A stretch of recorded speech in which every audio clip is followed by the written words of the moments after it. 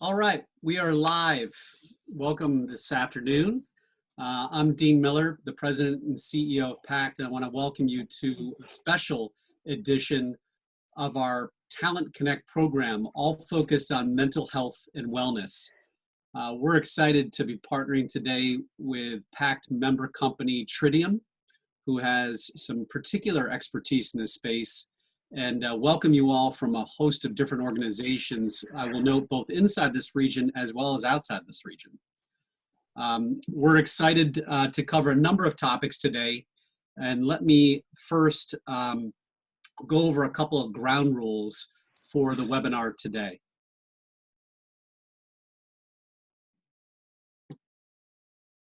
Cora, if you would move the slide, that would be great. All right, so all attendees are muted, and we'll ask that you use the Q&A window found in your screen to ask questions. You can launch a question at any point in time. It'll be captured and answered either during Q&A toward the end of this segment, or we'll certainly follow up with answers post-segment. We'll also share the slide deck, so you don't need to take pictures of it or take notes. We'll share the slide deck afterward, although much of the content will be shared in the comments of the panelists. Next slide, please. I mentioned this as a part of our Talent Connect program. As you have come to know with PACT, we focus on a number of areas to support our companies, our member companies, including talent, capital, and customer relationships. And today, obviously, we're hyper-focusing on talent.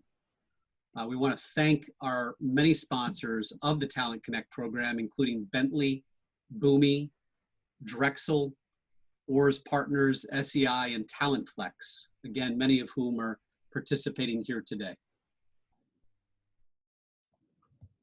And now let me introduce your hosts and panelists. Today, our moderator is Corey McMahon. Corey is a clinical psychologist and the VP of Clinical Services at Tritium. She's also the Director of Behavioral Medicine at Cooper University Hospital. She'll be joined by another clinical psychologist, Michael Boroff, who's the Behavioral Health Program Manager for Crossover Health, and Kelly Gilrain, who's a PhD psychologist that works as the Director of Psychological Services in the Cooper University Healthcare System. I'm going to ask Corey to do a little more background on herself before turning over the mic to both Kelly and Michael. Corey? That's great. Thank you so much, Dean. We appreciate this opportunity today. So yes, my name is Corey McMahon, and as the Vice President of Clinical Services for Tritium, I get to provide clinical oversight for all of our products. And Tritium is a behavioral health technology company based right in Center City, Philadelphia.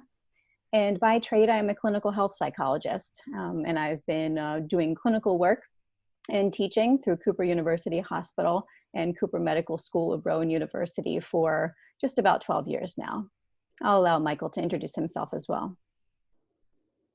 I'm Michael Boroff. I'm a clinical psychologist, and I manage the behavioral health services for Crossover Health. We provide integrated primary care to large companies who are self-insured and are progressive in thinking about how to provide better health care for their employees. And so we have clinics on the site of major employers and near major employers all over the country, and I get to design the behavioral health program for that company. Thank you. And Kelly? Hi there, my name is Kelly Gilrain. I am a licensed clinical psychologist as well. I am Director of Psychological Services at Cooper, and we run the behavioral medicine program there. We have, prior to COVID, focused on the emotional concerns for our medical patients, mostly in-house, those who are getting admitted and have, difficulties and challenges with acute medical issues or chronic medical issues.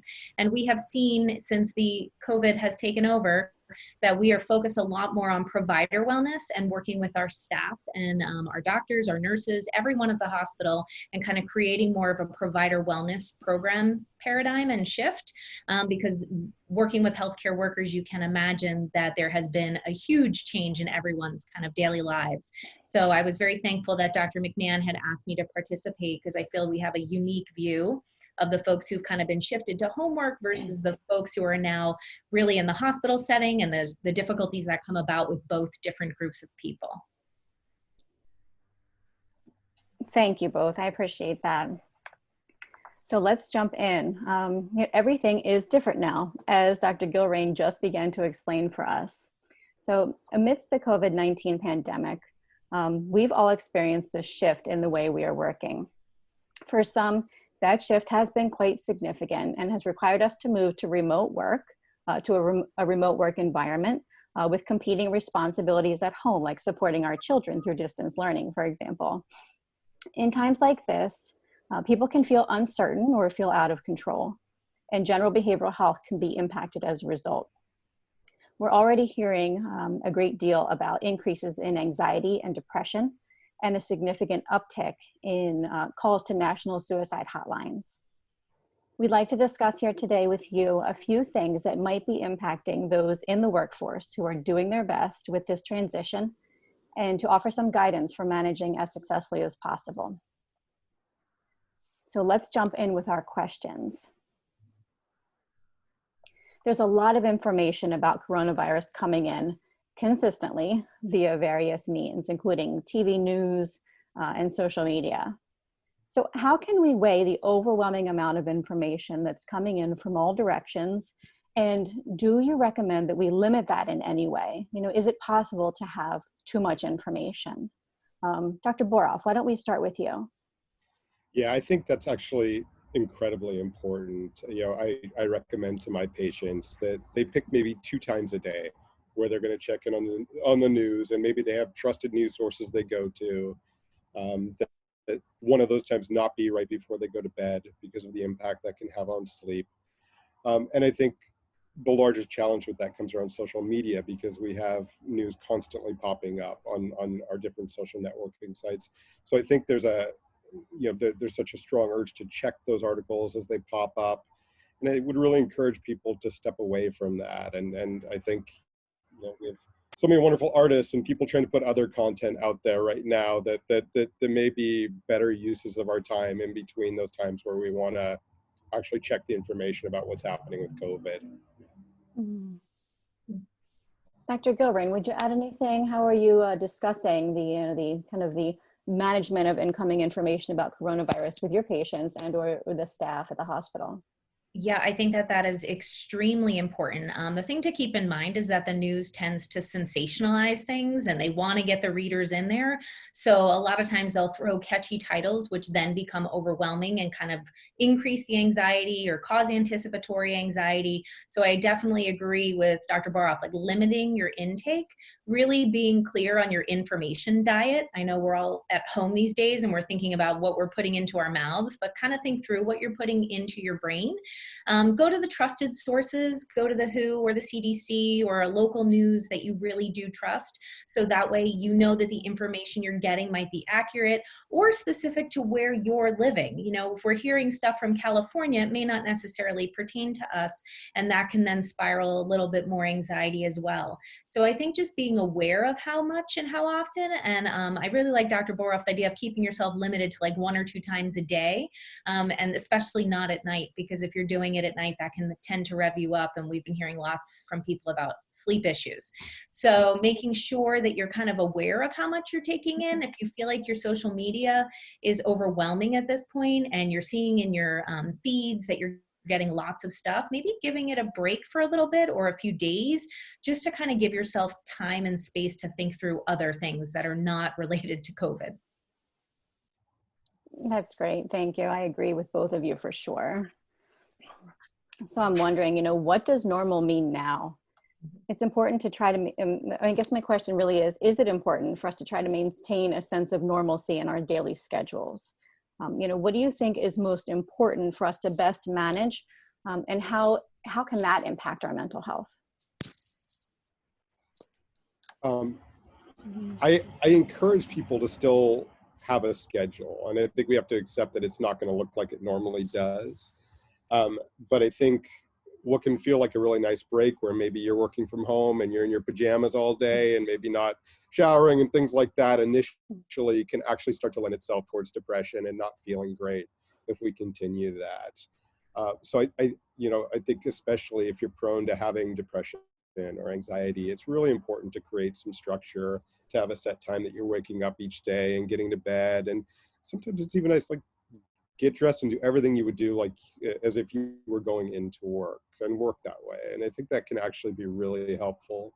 It's really helpful with kids as well. Kids need structure. And so I think there's so many great resources out there about setting up schedules for your kids during the day so that they have that as well. So I think that's really, really important. And I think there's a larger question there too. And I'm a big proponent of mindfulness practices, and having a mindfulness practice. And I think if you haven't had one before now, it's a really, really good time to get into it. And there's so many great free apps out there now that have those resources. And I think starting a day and ending a day with some kind of a mindfulness practice would be the best recommendation I could offer a lot of people right now. Agreed. Dr. Gilrain, you're shaking your head. Yes, I would piggyback upon that. For anyone who doesn't know what mindfulness is, when you have some time, when you're ignoring the social media that's making you more anxious, go look up Jon Kabat-Zinn and look into the idea of present focused awareness. Because when you are focused on the present, you can't be worried about the anxiety that's to come or the anxiety that just passed. And there are so many apps that are free right now to learn how to do this. It's not like go do mindfulness and relax. It's really sit and pay attention to something that is in the present, like typically breath, because we have our breath with us all the time. So those are definitely things that you can build into your new normal. I agree that having a schedule is really, really important. Getting dressed as if you're going to work can be really helpful. Sure, there might be a day here and there where you're wearing sweatpants, and that's comforting at times. But I think if we do that for too many weeks on end, we sort of feel unstructured. And I think that becomes a challenge. And I also think for people who have kids at home, modeling that is going to be important as well, kind of showing them that, nope, just because we're home and things have shifted, we still get up, we still do our things, we still have routine. I think it's really important to kind of make sure your routine has a little bit of outdoor time if possible, making sure that like you can get out in the yard or go for a walk or something that you can socially distance and make sure that you're still getting some activity. I find that everyone is becoming very sedentary these days because it's easier to just not go outside than to go outside and worry. So social connectivity, definitely finding like intellectually stimulating things. As Dr. Boroff mentioned, there are so many artists and musicians out there now who are providing, free things to watch on the internet or museums to tour. Take advantage of those. I think tonight there's a YouTube of Phantom of the Opera. So for any theater fans out there, they're starting to release things like that. So having kind of built into your schedule, things that maybe you wouldn't normally do or you wouldn't have on a Tuesday afternoon at 2 p.m., but maybe you could schedule that in so that way you can kind of keep going with the rest of your day. But definitely, the new normal is going to look different for everybody. Everyone's schedule is going to be slightly different depending on your kids, if you have kids, if you're home alone, and how to kind of manage that or maintain it. And don't be idealistic. Don't think that you're going to see all the museums and all the videos and everything's going to be wonderful and you're going to come out the other side being a mindfulness guru. But find the things that are valued to you and kind of try and insert those valued activities into your day-to-day will be really helpful in creating whatever that new normal should look like for you. Mm. You brought up the statements that you just made. So don't be idealistic, right? So I'm moving on to my next kind of general topic area, which is, for those trying to balance work productivity in this environment with expectations both for ourselves and from the workplace, from our employers, do we need to make a shift in our expectations for ourselves? So I suspect your answer is yes, but I'd like to hear a little bit more about that. Would you like to start this time, Dr. Gilrain? Sure. I think that, work-life balance or productivity is definitely shifted since COVID. We used to at least have a place where we could go to work and the day would end when we got in the car and maybe came home and maybe we had a few things to do afterwards. But now it's this very fluid, I don't leave the same spot. I've got my office set up at the dining room table. How do I shut down and get back to the things that I used to do? Our routines are kind of shifted. So I think it's the idea of kind of understanding, what am I doing to get my work done? But also, what am I doing to make sure that I am kind of stimulating that intellectual curiosity or the social connectivity and not losing sight of that and getting completely buried in work.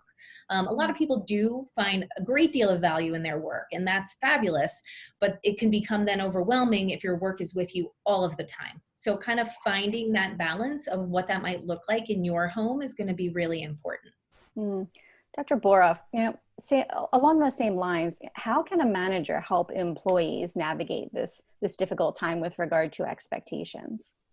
Yeah, I think compassion is so important right now. I think for managers to have compassion for their employees and for all of us to have compassion for ourselves in these moments. We're just not going to be our best right now, and productivity is going to be much more difficult. I have so many patients I work with who are high achievers and place so much value on just these really high work standards for themselves. And fortunately, they've had some really great managers who've actually had these conversations with them and have actually said, like, hey, I get it. We're changing what goals look like for this year. Some of our companies have even suspended their evaluation processes and just told everybody that, hey, don't worry about your evaluations for these next 6 months. We get, this just isn't a fair thing to evaluate you on. And I thought that was just a fantastic practice in this environment to take that pressure off. So I think that's a really helpful managerial and organizational approach to what's happening. I just think it's just not realistic for most of us to be as productive as we normally are. Mm-hmm. And I think there's some acceptance that just has to happen around that. Yeah. I would also add that the idea of flexibility is going to be really, really important as we're moving forward with figuring out what that work-life balance looks like. People have been doing the same jobs for many, many years, and they may think, well, we never did it that way before. Why are we shifting? So kind of having that cognitive flexibility and behavioral flexibility to maybe problem solve a little bit more, think outside the box and say, well, I can't do it the way we used to do it, or that's not going to work for right now. How do I kind of shift that? So I think that those will be highly valued employees who are able to kind of make that shift. I know there's a meme going around that says something about essential workers like pulling their hair out because of the 35 different changes that have happened just this week. That's where we all are. Everyone is kind of going with the flow at this point and sort of having that flexibility to say, well, you told me this yesterday and now today it's different. Yes, it is different because every day we're getting new information and we're trying to do the best that we can. And I think just to add on to the managers, like having them be really transparent and showing that, they're in the same boat too. They're getting different messages and everyone's just trying to work together to do the best that they can, and having everyone feel like they're on the same team could be really instrumental in kind of striking a new balance. I'm hearing this. No, go ahead. And I was also just, one of my hopes for this is that it actually gets us to evaluate some of the things that we've been doing just because we always do them, and actually get us to think about, hey, maybe there's some things that we've been doing that don't make sense and that we could shift and flex from moving forward. So I think there's actually an opportunity for growth and coming out of this better and stronger moving forward as well. And so I'm hoping that managers and employers are all thinking about that as well. For sure. Yeah, thinking about the potential positive growth that can come from this really challenging situation. So many have found this time to bring heightened emotions, feeling more anxious, feeling more easily frustrated, or feeling more down than we normally would. The question is this normal? And how do we know when it's become a problem, when we should be reaching out and seeking additional support? You want anyone specific to answer that first? Go ahead, Dr. Gilrain. Thank you. So the idea of anxiety obviously is very normal. Most people on this planet have anxiety at some time or another. The fact that we're fighting sort of an invisible virus that no one can really see is even more anxiety provoking. Anything that we don't know or understand even causes greater anxiety. Add in the social media, more anxiety. So a level of anxiety right now would be normal and healthy. Anxiety helps us to kind of move, to get through things, to respond appropriately. But when it hits levels where your sleep is impacted, you're not able to pay attention or focus and get your work done, when it really kind of impacts your day-to-day functioning and you're saying, this isn't who I am, I'm not kind of parenting the way I wanted to, I'm not getting through the work that I used to get to, when it tends to impact that in multiple areas is when we would be concerned. Right now, if you were anxious, we would say that's an adjustment. We're all a bit anxious and everyone's kind of expressing it differently or managing it differently. But if you feel that it is becoming more so, if you had a history of anxiety before and now you feel like it's off the charts, being able to kind of know where you can reach out to for additional supports would be really, really helpful. Yeah, I echo. I think we have a perfect recipe for anxiety right now. We don't like uncertainty, and we have a lot of that. When is this going to end? What is it? What are things going to look like? So many what ifs, and also forced change. You know, so many. Yeah, we didn't choose this, and our whole lives are being turned upside down. And I think that's also anxiety provoking for people as well.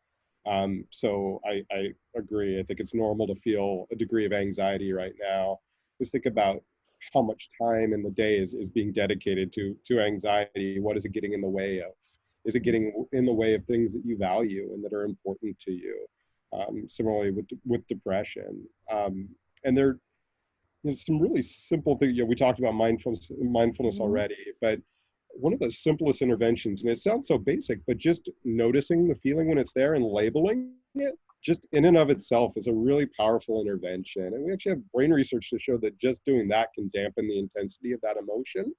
It creates a little bit of distance between you and the emotion. And I think with anxiety in particular, that can be super helpful.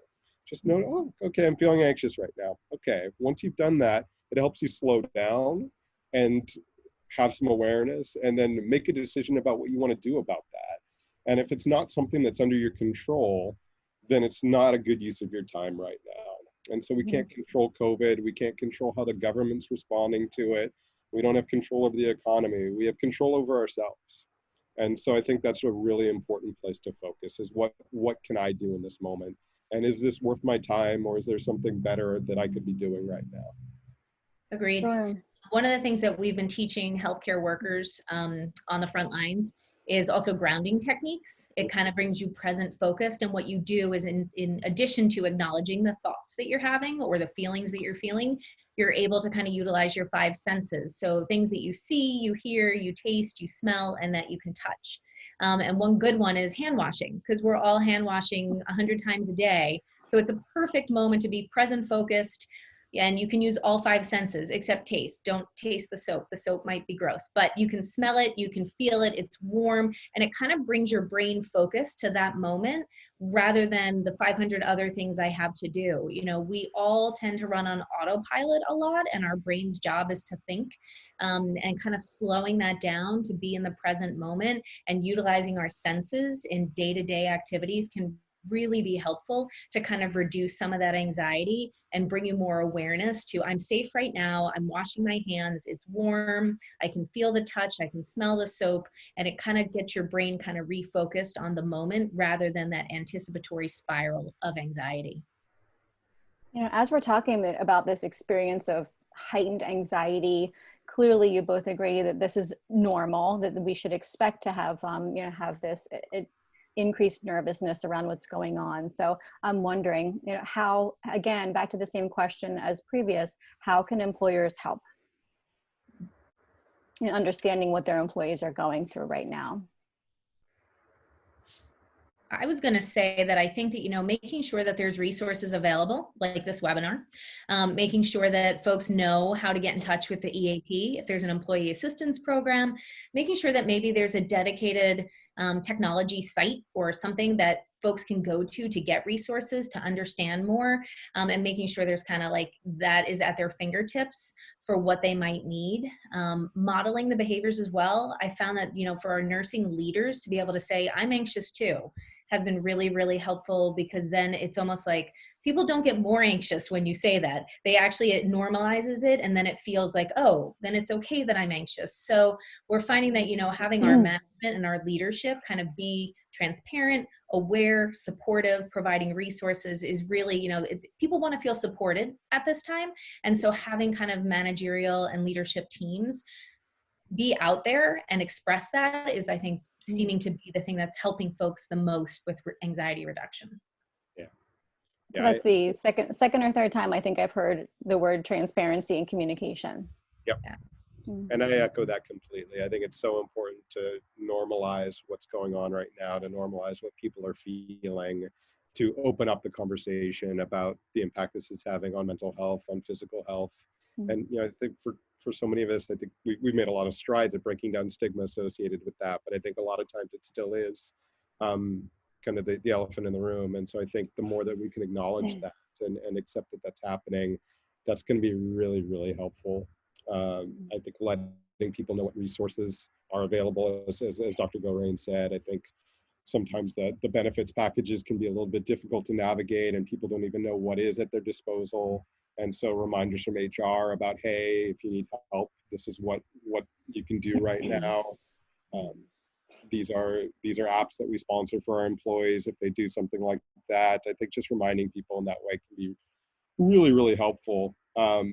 One of the things that we've started to do in our company, and I certainly do, is we actually start off meetings with a brief kind of breathing mindfulness exercise as well, just to get people kind of calmed and centered. So we've been doing that a lot in our company, and have also been putting on webinars for our patients and our employees on topics that are important to them, like how to set up an ergonomic workspace at home. We've done that. We've had our health coaches do lifestyle related webinars as well. Things like how do you adapt and have a healthy lifestyle in this environment. So I think putting things like that on can be really, really useful if you have them at your disposal.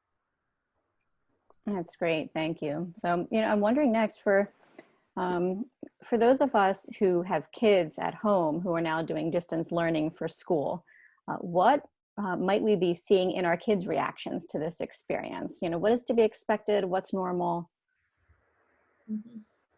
I think that depends on the developmental stage of your children. If you have little ones who weren't at school anyway, this is no different. They don't even notice it. If you have kids who were in preschool or younger elementary school, they obviously notice they're not at school every day. So being able to kind of talk to them at their developmentally appropriate age, and knowing what their baseline looks like. If they are anxious kids to begin with, you might not want to give them too much information because that can then really spiral anxiety more. So letting them know, and particularly if we go back to those routines and what the new normal looks like, maybe it's a check-in every day to see how they're doing about it. So that way they kind of know that this is not a foreign topic. This is something that we can discuss and it's open and I can come to you with questions. I think that, for a lot of the older kids, they're missing out on their friends and their activities and their proms and their dances and everything else that they're missing out on. So I think it's a little bit tougher there, but I think promoting, the social connectivity, again, finding ways for the kids to continue to communicate and still stay connected with their friends will be as important as it can be for us adults. Absolutely. Yeah, I think it varies so much developmentally across age ranges. I think, young children who hear about this sickness being out there might worry that their parents are going to get sick, what that means, might see their parents in masks and be kind of anxious about that. So I think it's important to talk to your kid at their level. There's a really great free book out there for kids like ages 3 to 7, a PDF on how to talk to kids that age about COVID. And it's a free resource that's online. It's actually pretty fantastic and in a bunch of different languages. So I think things like that can be really helpful. I think with the teenagers who are missing out on major milestones and events, I think acknowledging that, figuring out alternatives. Are there other ways of doing this? Can we have a Zoom dance with your significant other? It's not ideal. It's not what we would want, but how can we still find alternatives that still get us some of our needs met? Mm-hmm. That's helpful. Thinking about kind of on the other hand, how about our employers and our employees who live alone and are isolated instead from their family and friends? Any thoughts on, what they can do with regard to socializing and kind of maintaining those relationships? Yeah, we had a bunch of nurses on the floors who were expressing the exact same thing. They're feeling isolated. They don't want to go to their family's house or their parents' home because they don't want to bring anything to them.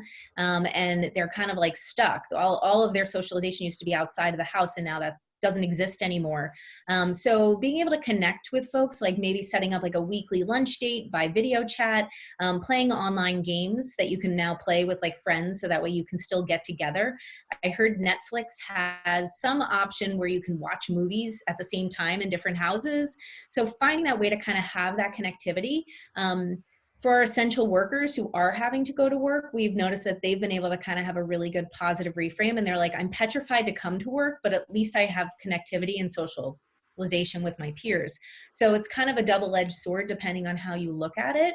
But I think this is the time to be super creative in terms of how do you stay connected to people in such a world where we can't really be near each other. Mhm. And those are some of the same recommendations that I've been making to people. Yeah, I have people that are part of game clubs or things like that, and they've been trying to figure out how can we do those virtually? How can we still have those happen online? I really encourage extroverts to reach out to your introverted friends. Introverts do need people contact as well, and sometimes they need to be pulled out. And so, for our extroverts who are really struggling with the social isolation, use this as an opportunity to reach out to people who may really need that support, but maybe aren't asking or aren't putting themselves out there in that way.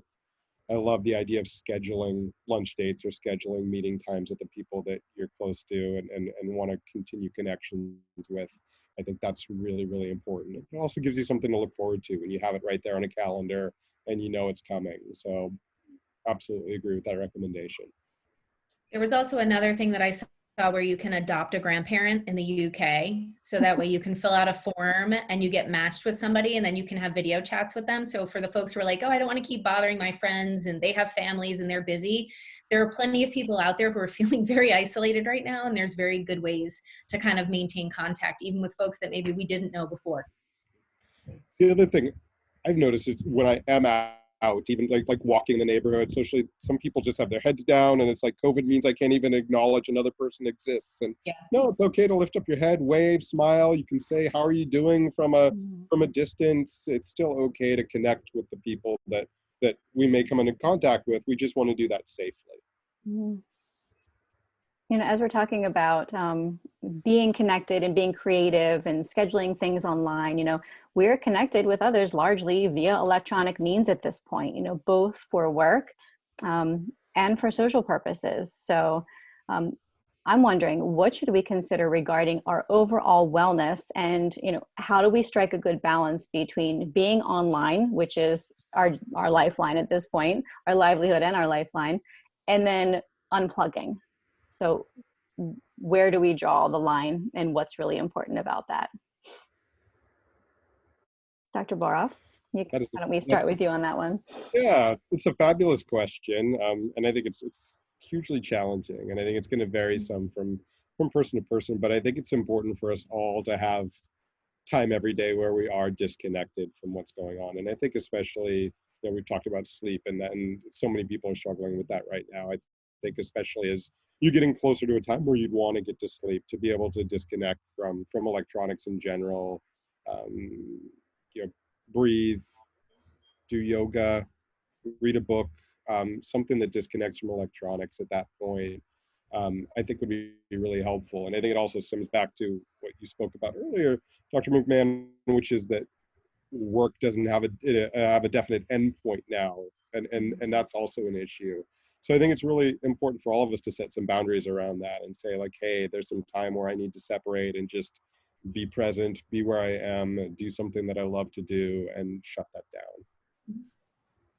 I second all of that. I think that, definitely being able to shut that computer or laptop or turn the phone off for a bit and letting people know that. Say, look, it's difficult for me to find this balance, so I'm not going to answer anything between 5 and 9 p.m. I'll check one more time and then that's it. I'm going to bed, or whatever framework you want to have. But I think that needs to get scheduled into whatever your new normal will look like, that we're not answering things all of the time, and even more so now than before.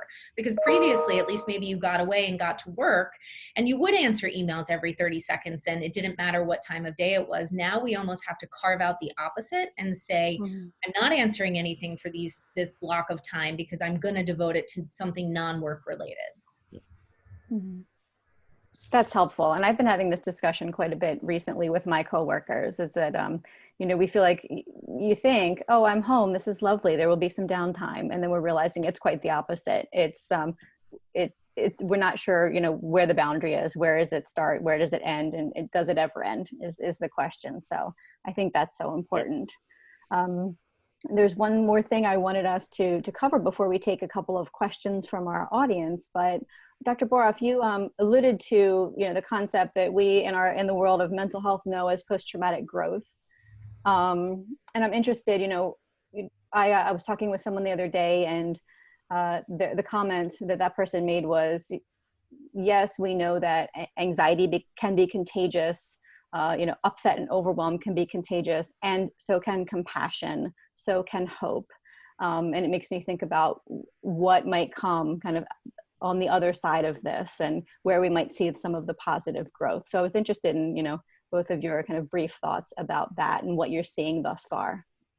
Yeah, I think, and the hope word is so important. And I think some people are feeling helpless and hopeless right now with what's going on. And I think when we're presented with challenges in life, the most constructive thing we can do is figure out, how can we grow from this? How can we grow as people? What am I learning about myself in this way? And then I think as organizations, and hopefully as a society, we use this as a jumping off point to move forward and do better. I think that's certainly, it's happening in the company I work for quite a bit in really positive ways. It spurred these really amazing conversations and creativity that, it might have come eventually, but this has just been a real catalyst for it. And I think for me, that's a good analogy for what each of us can do in our personal lives as well. It's a chance to really look at, hey, what can I do differently moving forward? What was I taking for granted before this? And I think about gratitude and what an important practice that is. And we're taking it for granted every day that it was that it was relatively safe to leave our house, to go out, to do the things we do. And we don't even realize how fortunate we are to be able to do that. And so it's a good reminder. For sure, Yeah, Dr. Gilrain, yeah.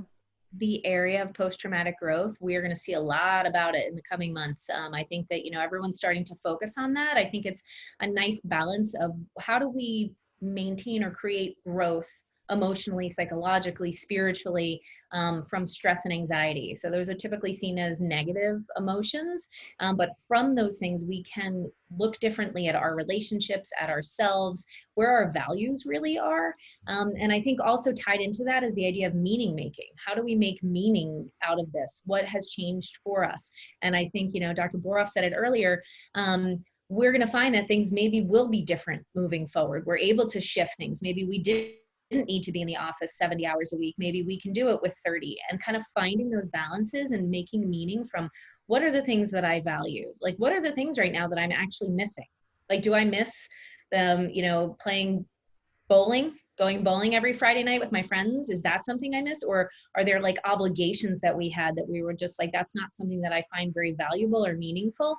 So I think that we are going to see a great shift in growth and meaning if people are taking this time to really explore within themselves, what do I want to do? So I was actually just asked to do a write-up on wellness, and I was like, wanted to focus it on wellness post-COVID.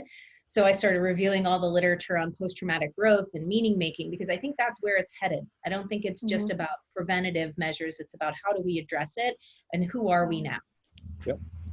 I completely agree. Thank you both. It looks like we've got about 15 or so minutes left. And I want to turn back to Dean, who's going to take some questions from the queue for us. Yeah, I'm going to direct these to each of you. And just as a reminder to everyone, use the Q&A button to ask any questions. And also a reminder, these slides, as well as a recording of this entire webinar, will be shared out to you.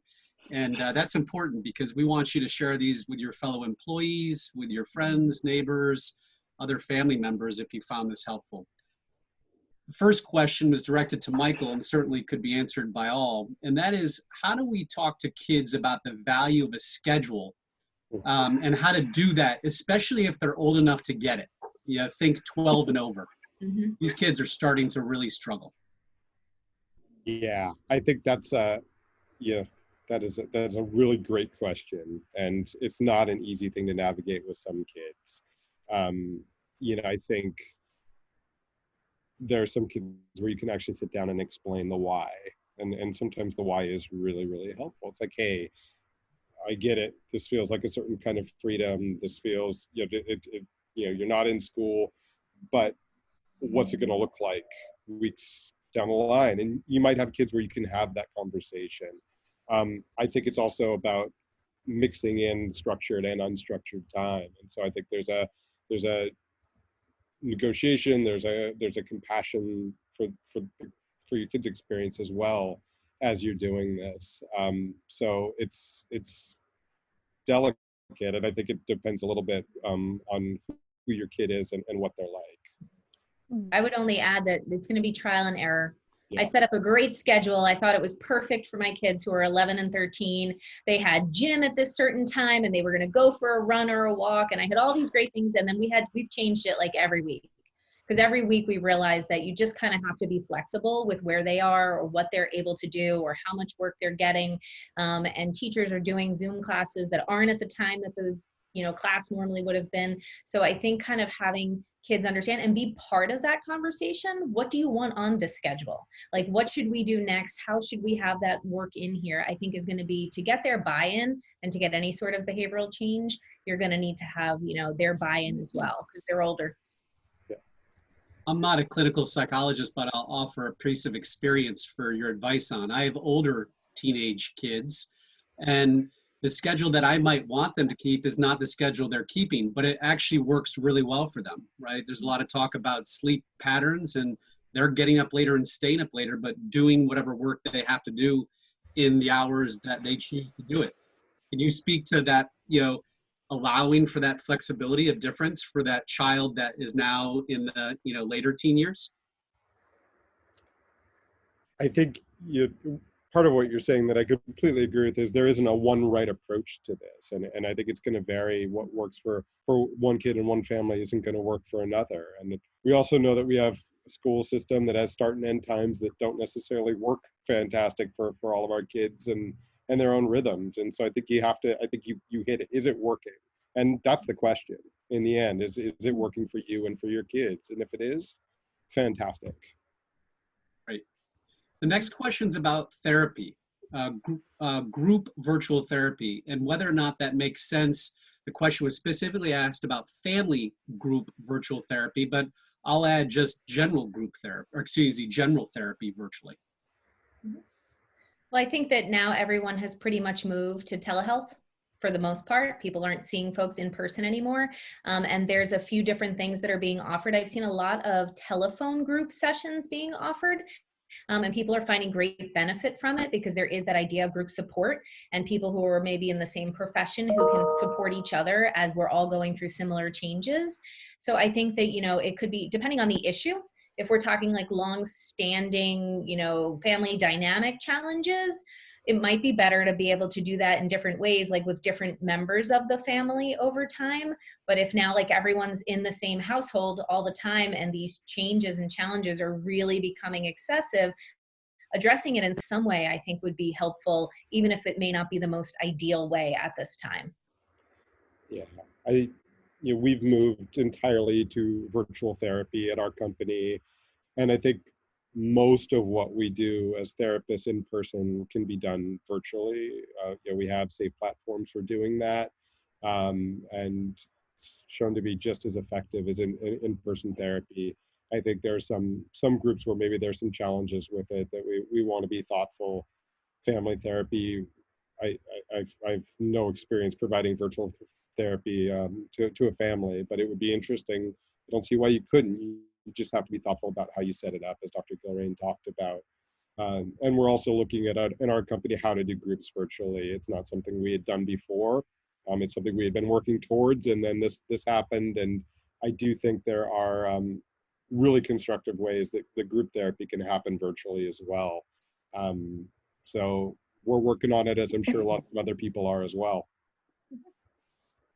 Often employers don't know which employees have pre-existing behavioral health conditions, which may be exacerbated right now. And the question is this: how can employers, managers sensitively allow for or provide a path for those employees to come forward if they're feeling overwhelmed? I'll just jump in with a couple of quick comments there and then let the others follow suit. But I think, it was alluded to earlier, but I think one of the most important pieces is normalizing the challenges that we're all going through right now. So if my employer on, a company-wide meeting is able to say, wow, this is very difficult, or, we understand that, the current times are very anxiety provoking. And for those of us out there who, tend to be anxious people already, we're probably feeling through the roof at this point with our anxiety. So just saying things like that normalizes the experience, and it gives a cue to someone who is struggling that it is okay to have this discussion. It's okay to come forward. It's okay to speak that with my manager. Yeah, I agree with that completely. Go ahead, Dr. Boroff, you were going to say. Yeah, I think to me it starts with just putting your values out there as a company and as a manager, and just being really clear about that. Dr. Goring, you've used that values word a lot today. I think it's really important to have this be a company value, that we want to have an open environment related to this. I think as a manager, actually just asking, hey, how are you holding up? Are you okay? Opening the door, having check-ins with the people that you're supervising, and just asking that question and just letting them know, like, really. And even we've talked about transparency, saying, hey, here's some of the ways I'm struggling right now. How are you doing? There's a modeling piece that when people in leadership can do that, it makes the people underneath them feel much more comfortable in doing it as well. Yeah, and I think the check-ins are really important. We've been really trying to work with our nursing shifts as they come off shift to see how they're doing and checking in right then. And sometimes they're not as anxious. Maybe it takes them a few days to kind of get back to that point where they're like out of work mode and now they're more anxious. But I think kind of opening that door and having the opportunity to talk about this and knowing it's okay to talk about it is going to be really helpful for everyone, everywhere. I think a lot about healthcare workers as well, and I think about vicarious trauma that may stem from everything that's going on for people in the front lines. And I think if you're managing nurses, doctors, ER physicians, people like that, I think just accepting that that's going to be a reality for a lot of the people who are seeing people who are really sick, people who are dying, and what's going on. And I think my hope is that our healthcare organizations are thinking about that and thinking about how they can be proactive in taking care of their staff around that issue. Next question. Are any of you aware of programs that can be implemented across an organization that can help improve employee mental health? I might add the term quickly. Well, at Cooper, we have kind of created a provider wellness program in the last 19 days. So we've kind of just said, what is the evidence out there that can kind of help? What are things that our folks need? At the hospital, having on-site was really, really important because these folks are working front lines. You don't want to do a virtual chat with them and say, hey, how are you all doing over there when they're actually there? So we kind of had to implement on-site, in-person interventions and groups. But we also know that for folks who maybe aren't on-site or they're in an ambulatory office, being able to have those telephone group sessions. We created peer support groups. So that way folks would also have opportunity to talk with peers. Maybe they didn't want to talk to a therapist or a mental health professional. They just wanted to talk to a more seasoned nurse who had been through something that they'd been through. So kind of looking at a systemic organizational planning, like what works best for your group is really, I think, the quickest way to implement things, and to work with your EAP or another group that provides those individual supports. So that way you can kind of make sure, what are you offering right now? Like, what are you giving to our folks? Are you doing anything above and beyond with COVID in place? There's a lot of employee assistance programs who are putting forth additional resources. I think what's so important there as well is offering many means to communication about that. So every employee in an organization tends to digest information differently. So some like to listen to a podcast, some would like to show up for something in person, some would like to talk on the phone, some would like to read an email. So making sure that whatever is being offered in many different mediums. The next question is actually one from me. So yes, you've talked about the frontline healthcare workers, and that is a whole nother level of behavioral health challenge. And they're just doing some amazing work. And there's a number of them on this phone call. We also have quite a number, mostly, venture-backed high-growth company employees. Yeah, these are employees that in a normal world have terrible work-life balance. And so my question is, we have basically 5 or 6 weeks of experience where that's even gotten worse from most everybody in this environment. And the venture-backed high-growth companies are already challenged. How do we balance in that world, where you're already out of balance, you're getting further out of balance, to come back to some happy medium? And I share that because I know there's a lot of angst from people that have their jobs and are concerned about that. How do they balance this desire to work harder to make sure that they're still relevant in their company, that their company's still relevant in their industry, when there is all of this imbalance, let's say? Mhm.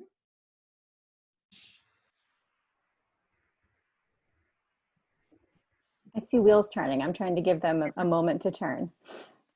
I feel like I've been talking too much. That's why I was going to let Dr. Boroff go. Start it off. Yeah, I think my initial response is that there aren't easy answers to these questions, and I think what I've been doing a lot of, I know for myself, and I think I'm certainly in a position where my work hours have stretched, and to try and meet what's going on, I do a lot of just checking in with myself and asking, is this necessary? I go through and I ask myself why, and I drill down into whys to make sure that what I'm doing actually is essential in that moment. Is it something that needs to be done, or is it something that just feels like it needs to be done? Is there an actual sense of urgency around this, or is it just a feeling? And so I try to check in with myself around those sorts of things to help to decide how I use my time in that way. So that would be an initial reaction to that question. I would add that, kind of going back to that schedule that you're creating for yourself, you can still prove yourself that you're getting your work done and you're accomplishing things in the same way that that your sons are having a different schedule, but they're getting their things done. They're getting their schoolwork done. I think that employers and leadership and companies are the same way. They know that you're getting your things done. You're still turning in the papers you need to turn in. You're still performing at the way that you would. I think that the concern might come from if you say, I'm turning down from 5 to 7, I won't be available. How do you kind of do that? And sometimes you just do it. And maybe you don't announce it. Maybe you just kind of, oh, sorry, my response time got a little bit slower. I'm juggling a lot of things. So kind of just giving back a reality about what the world looks like, because these, very type A personalities that you're talking about are probably juggling family life and marriages and maybe parents and sick relatives. And so therefore kind of just letting people know what's actually on your plate can, doesn't make you look weak. It helps to kind of provide context for what is happening or maybe how you're responding. Thank you. We have just a couple more questions here.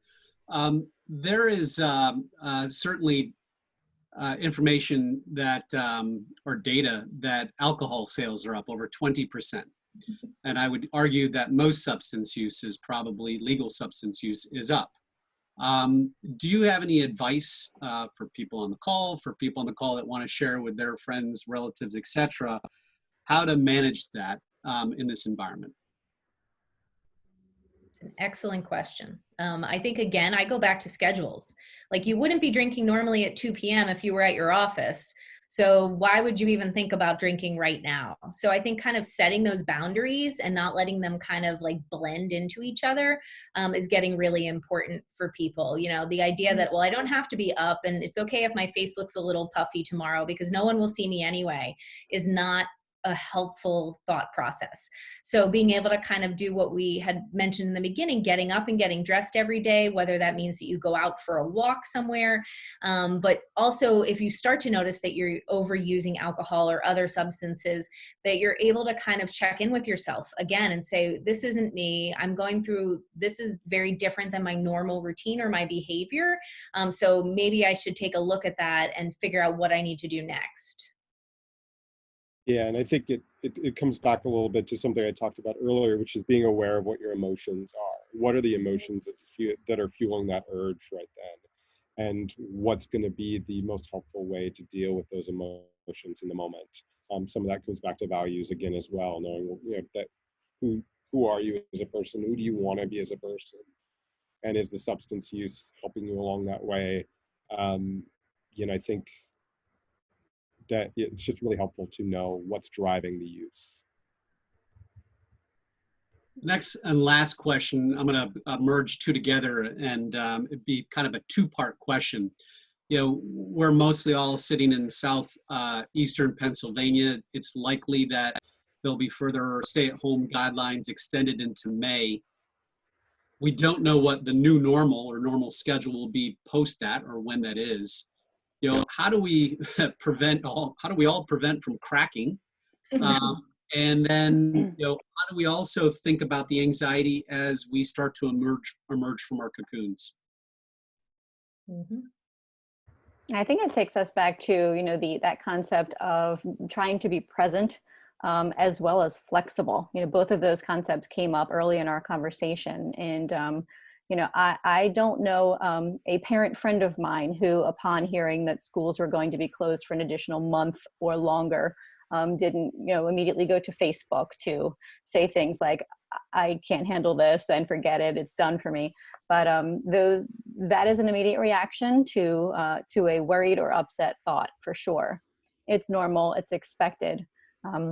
And I think that, what we can best do for ourselves is allow that thought to happen, realize, what it is, and at the same time, not let it drive our emotions and our behavior moving forward. And also totally normal to temporarily crack a little bit and burst into tears here and there, and just let yourself feel everything that's going on. I think Yes. so many of us are just dealing with so much right now, and sometimes that's just going to happen. We're human, and it's okay to let ourselves feel those things. It's not a weakness. It's normal, and it can be healthy to let those feelings out. Yep. And I think the focus when you're feeling those feelings and kind of being aware of them, and then looking towards like later on when you're back to feeling a little bit more like yourself, kind of thinking through, what have I learned from this? Where am I going with this? What sort of meaning am I making from this entire episode? I think that's where the growth is really going to be longer term, post-COVID in 2021 or 22, or whenever we're kind of through whatever is going to happen here, because we don't really know. And I think that creating a new normal will be really important for everyone. Perfect. Corey, if you wouldn't mind advancing the slide, I want to just throw in here my thanks and then turn it over to you, Corey, for final words. For sure. Again, we're happy to offer this timely information from experts, and appreciate Doctors Gilrain, Boroff, and McMahon for participating and providing us just great insights today. We're going to continue to support your challenges, whether in normal times or challenging times, with timely information. And again, want to thank Tritium and their CEO, Mark Redless, for helping to make this happen. Want to thank our sponsors of our PAC Talent Connect program once again. And just a reminder, please fill out the survey at the end of the webinar to help us improve these for the future. We welcome your feedback. Again, the recorded video, as well as the slides, will be shared today. Corey? Thank you, Dean. Thank you, everyone, for your time today. I'd like to give special thanks to our friends at PACT for inviting us to collaborate, for sure. And a special thank you to our panelists, Michael Boroff and Kelly Gilrain. We're grateful that they took the time today out of their incredibly busy schedules to help us adjust to this, our new not so normal situation that we're all experiencing together. And just a quick final note regarding our work at Tritium. Tritium is here to help behavioral healthcare providers and their patients continue care during the pandemic with our very newly launched telehealth platform. And you can learn more about that from our website, which is tritium.com. And with that, I say thank you very much to everyone who's participated. Thank you all. Thanks, everybody. Thank you.